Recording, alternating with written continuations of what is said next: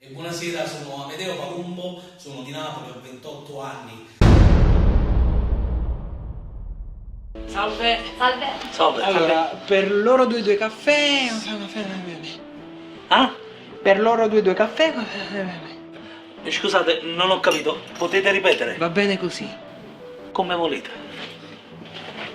Carissimo. Ecco qua, i 2 caffè alle ragazze e per te il tè.